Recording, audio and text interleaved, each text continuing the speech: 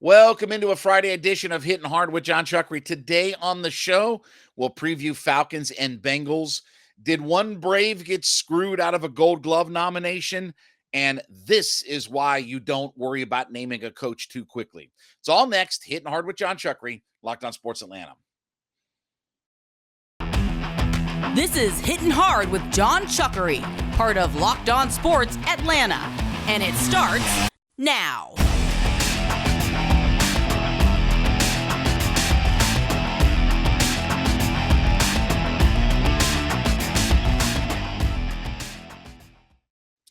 Hittin Hard is brought to you by BetOnline. Head to youtube.com, put Locked On Sports Atlanta into your search browser. When you get there, hit that subscribe button, leave us a comment. We are free and available on all of your favorite podcast platforms, including Spotify and Odyssey. Download us for free. Leave us a 5-star review. Roku and Amazon Fire. Yes, you can find us on those platforms. Check us out there. And, of course, I am at JMCH316 on Twitter. Falcons leave out. They head up to Cincinnati to take on the Bengals. Look, we've talked about this is very much a game that the Falcons could win. So I'm not surprised at this, but thought it was interesting that the Falcons offense runs it more times as a percentage of their plays than anybody in the NFL. They run it 52.4% of the time on offense compared to 47.6% in throwing the football. That's a lot different than what the Bengals are. The Bengals run it 33% of the time and throw it 67% of the time. But that's modern day NFL football, right? Look, here's the thing. The game plan is simple. It's going to be the same formula, and we'll talk about this every week. You keep Mariota at 20 or under passes, you dominate the line of scrimmage, you run the football effectively, and you'll be in this game. Bengals the last 2 weeks, the Bengals have given up 383 rushing yards the last 2 weeks. They have given up the 12th most rushing yards in the NFL this year. They've given up the 9th highest yards per attempt this year. And they're without their defensive tackle, DJ Reader, and they're going to be without their second leading tackler, their linebacker, Logan Wilson. So everything points in the scale of, okay, what can we do to win this game? You don't put the ball in harm's way. You don't put the ball up. Yes, I'm hating on Mariota. Again, I know you don't like the facts of 3-0 when he's 20 or under attempts, 0-3 when it's 21 or over. But for a team that has given up 383 yards and is without their second leading tackler and without one of their better defensive tackles, you have to run the football and you jam it down their throat. And it'll be Huntley and it'll be Tyler Algier and it'll be the same formula and game plan that we've seen. Because here's the other thing, too. If you put the ball in the air against the Bengals, understand two things. Two of the things that I care about the most when we talk about passing. First off, the Bengals have the lowest completion percentage in the league against them this year.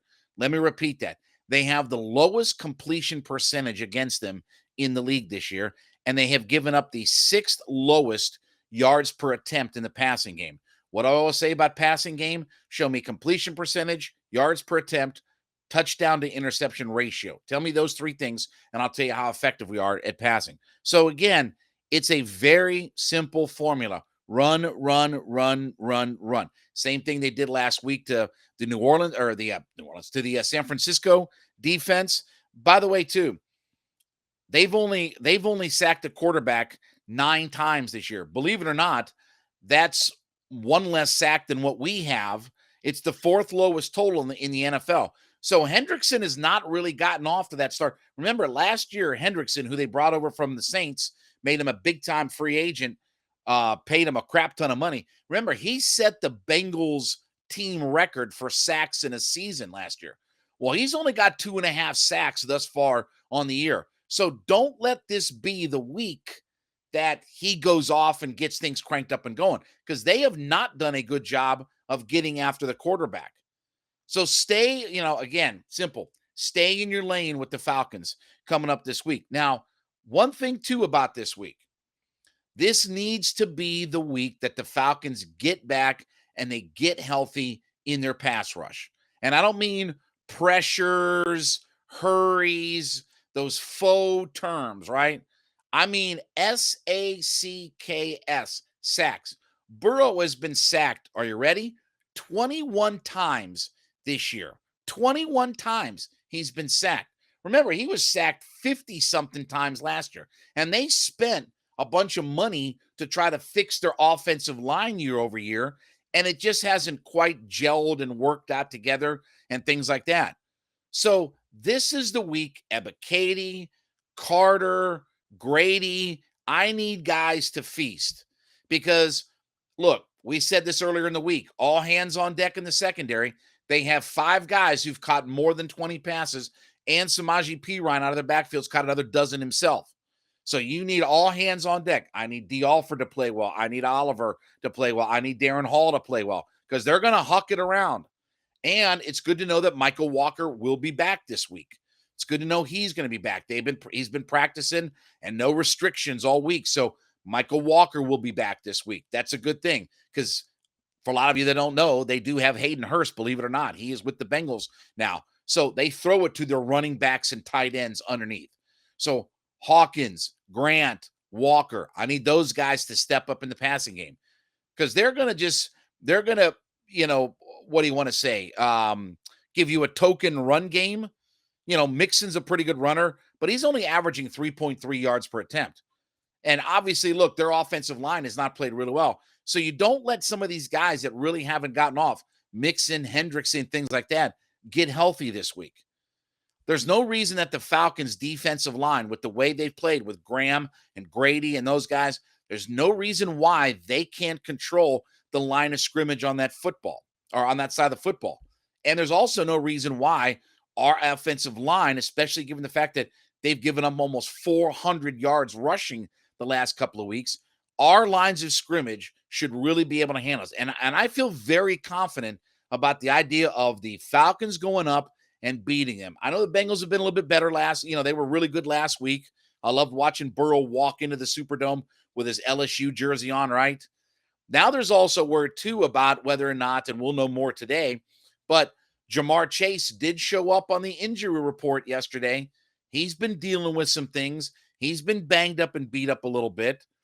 Had a really good game against New Orleans, but if you look at his yards per reception this year, he's down pretty significantly year over year. He's got a whole crap ton of catches, but they're not nearly as many chunk yards as what they've been.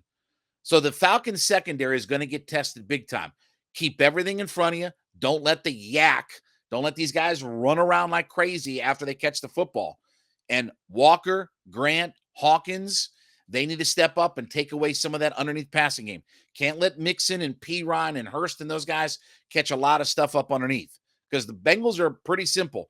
While our offense is pretty simple, we're going to run it right down your throat. Their offense is going to drop back and let our young quarterback huck it all around the field. So I expect that the Falcons will find a way to go up there and get a very close victory, and it'll be a lot because they find a way to control the line of scrimmage on both sides of the football. I'll put it to you like this. If the Falcons come away with less than 2 sacks in this game, I'm going to be disappointed. They need to get back on that. For a guy that's been sacked like crazy, they need to get healthy and feast this week on their defensive line. So we'll see what happens, but I do think the Falcons find a way in a close victory to get it done because they control the line of scrimmage. All right, let me talk about my friends over at BetOnline. Listen, we'll talk about the Tech game coming up here in just a little bit, but you had college football last night, or what was supposed to be college football. That looked like a intramural scrimmage at times last night. But NFL action last night. We got college football all weekend long. Look, baseball playoffs are smack dab right in the middle of it now, right? Championship series. NBA is cranked up. So when you need action, betonline.net is your number one source for all of your sports wagering information. So you can get in on all the action. You simply take that mobile device. It's super easy. Take your mobile device, head to betonline.net, and check out all of the information that you need out there. You want podcast news, you want stats, you want scores, you want information about how to be a better sports wager.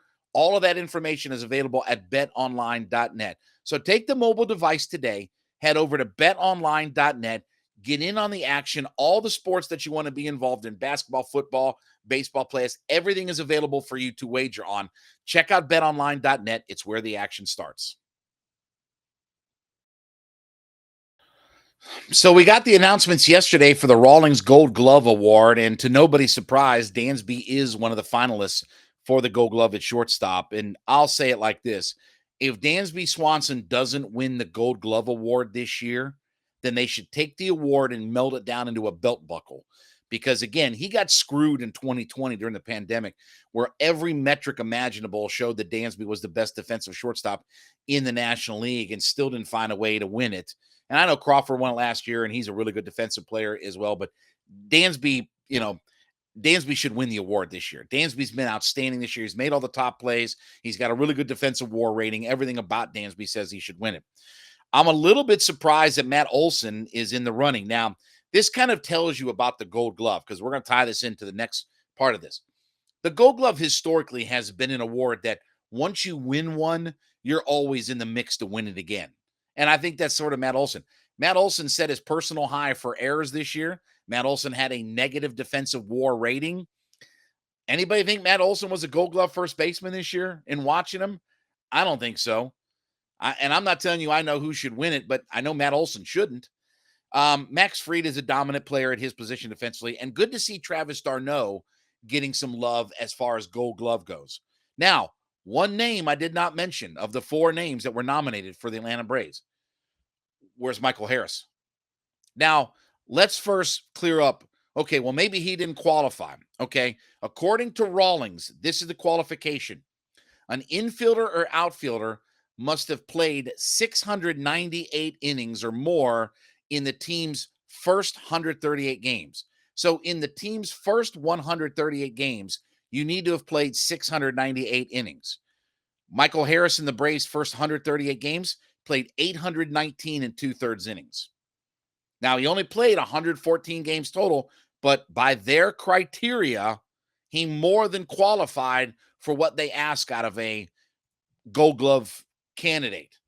By the way, too, you can go to YouTube and check out a reel of all of Michael Harris's outstanding plays that he made, a highlight reel of all of his plays. I'll be honest with you, I don't get how this worked out. Victor Robles was one of the guys. Thomas, Grisham. Victor Robles had a 1.6 defensive WAR, but Michael Harris had a higher defensive WAR than Grisham or Thomas did. So I don't know why Michael Harris didn't get this, because he's going to be the unanimous Rookie of the Year award winner.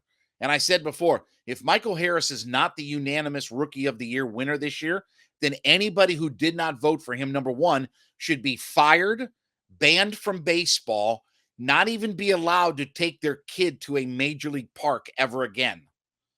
That's how, if you can't vote him unanimously after the season that he had, when there's no competition, unless you're going to tell me Spencer Strider, but to be honest with you, once Strider got hurt, that takes him off the table.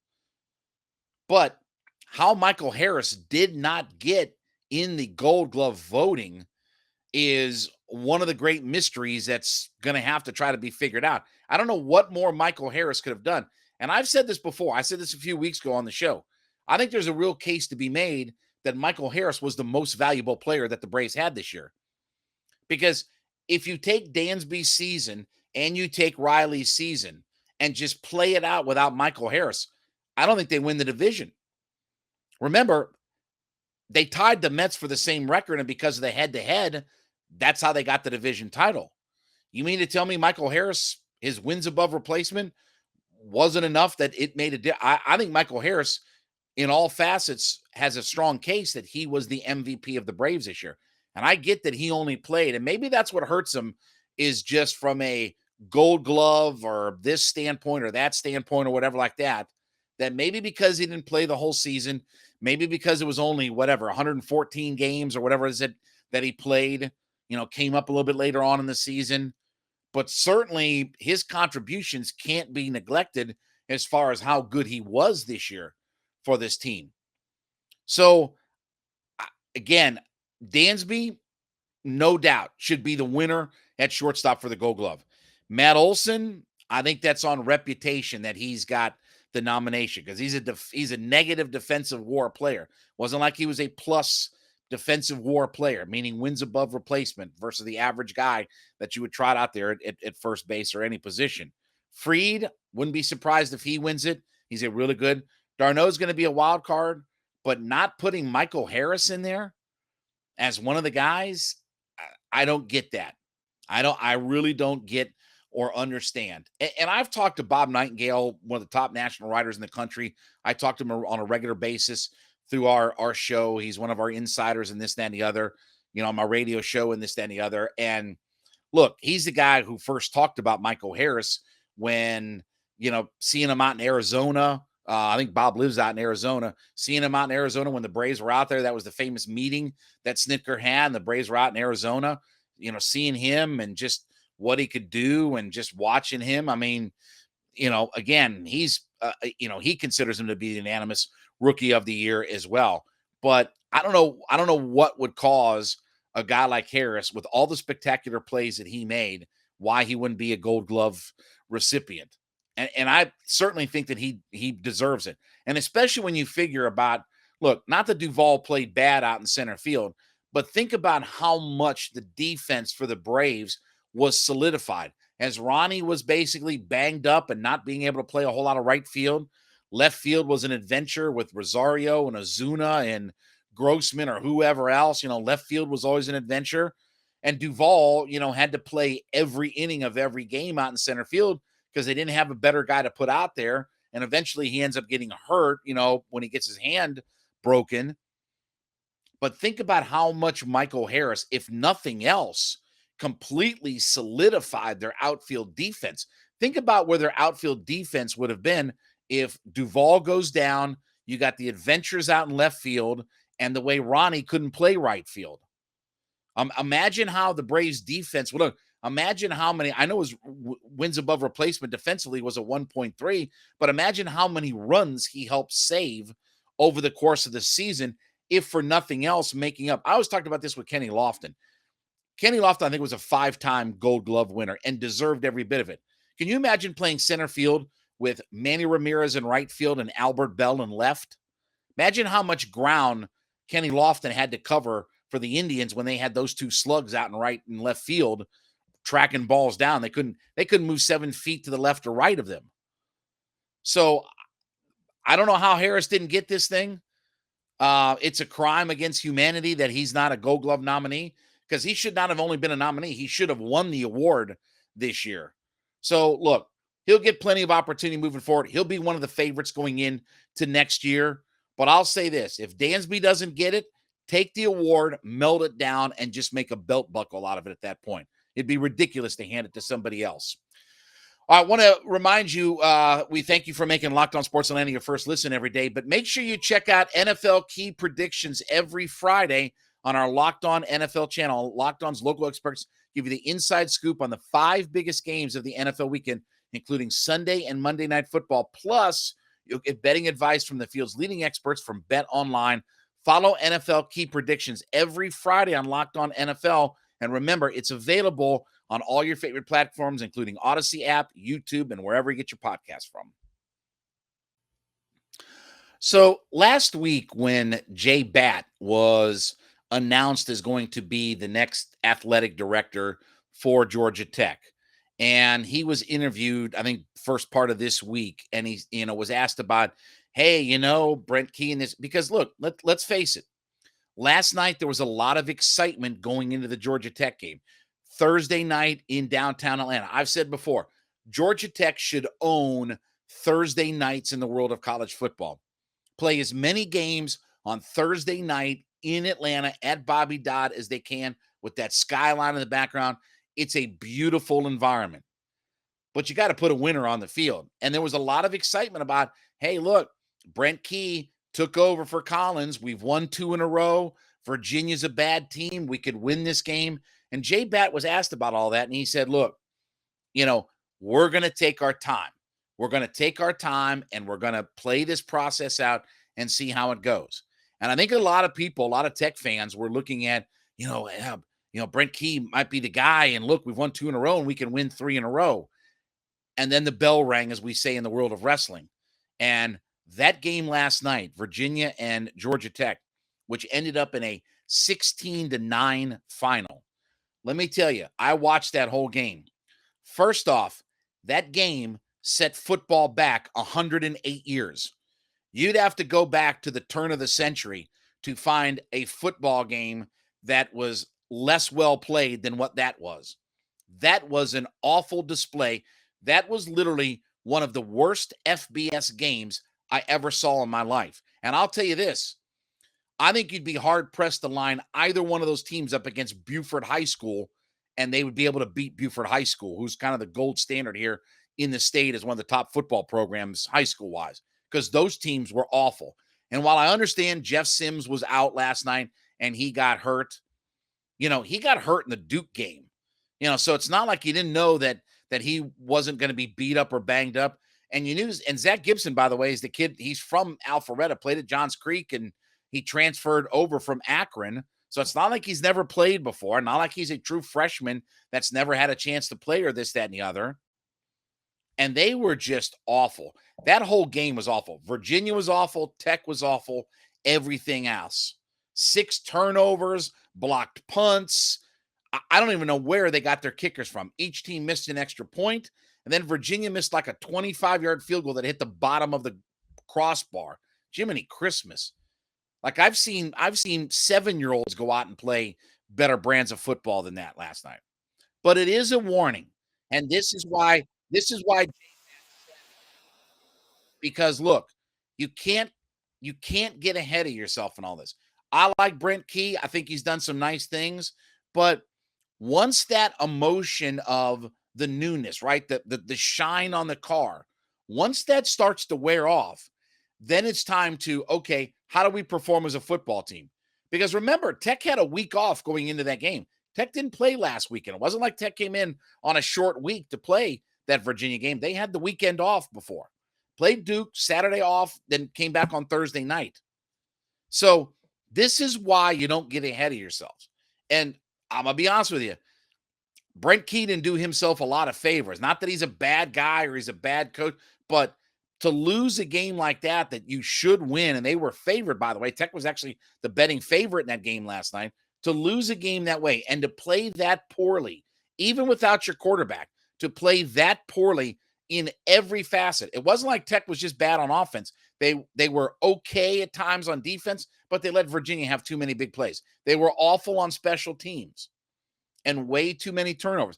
They got 4 turnovers out of Virginia, and still they couldn't find a way to get anything done offensively out of all of it.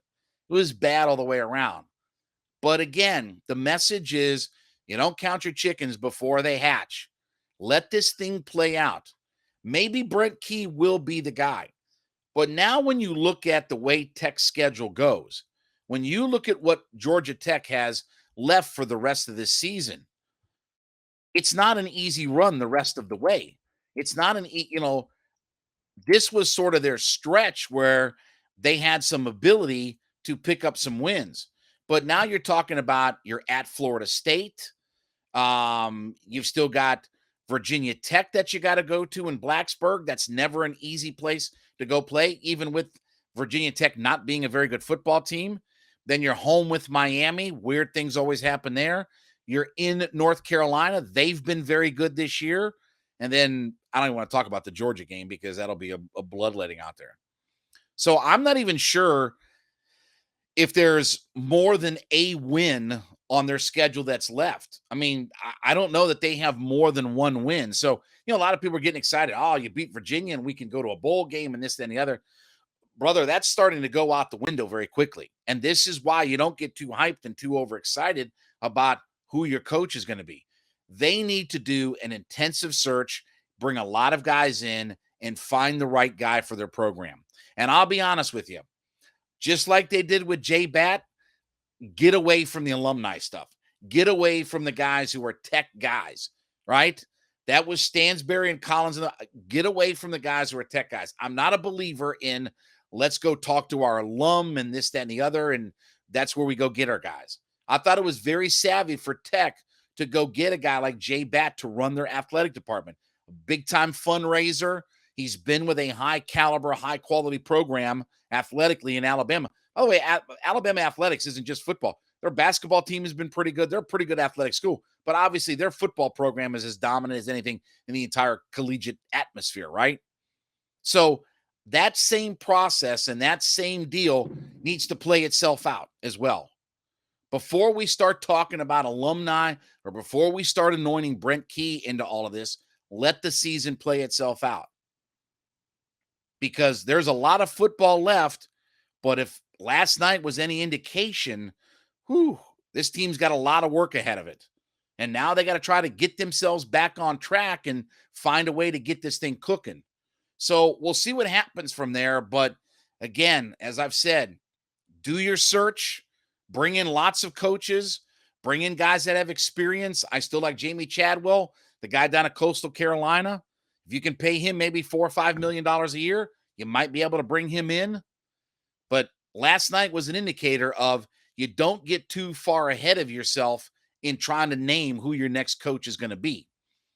All right, well, thank you so much for making Hittin' Hard with Jon Chuckery your first listen every day. Make A to Z with Mark Zinno your second listen every day as Mark's back talking all things sports here in Atlanta.